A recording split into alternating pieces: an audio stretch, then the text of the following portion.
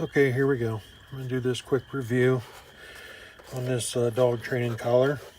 I already have a collar, that's why I had to write on this one.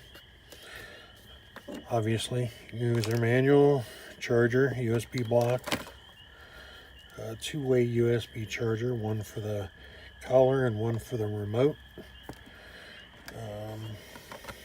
Remote, of course. Collar, of course. Nice reflective band on this. I really like that part. And then, of course, the testing device and the extra shorter nubs for short-haired animals.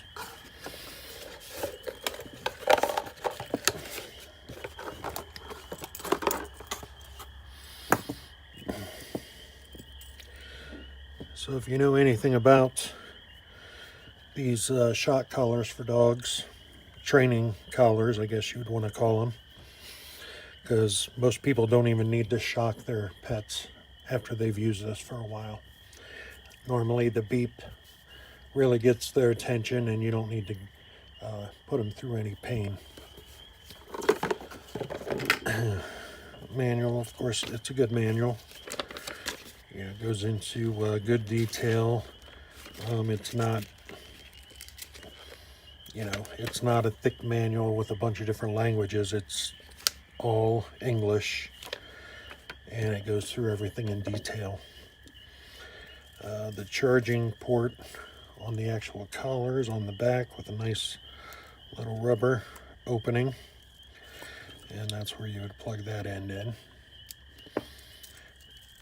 And then, of course, the collar itself. I'm sorry, the remote. And the remote itself, pretty basic, but you would charge that with the other part. And the power button and the light. I've had some other ones that, they're pretty easy. You press a button once, and you hear one beep for on and two beeps for off. This one, however, is a little bit more difficult. You got to push the button in and hold it, and you get a vibrate to let you know that it's on. This one also differs when you press the alert button, the beeping, it gives you a beep for as long as you hold the button. If you keep holding it, obviously, it'll keep going. Vibrate, I got it set to 75. It usually does well with my dog.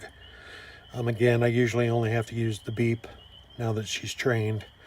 The thing I like about this one is it has its own button for electric shock. So, yeah, you could accidentally press that, and mistakenly shock your pet.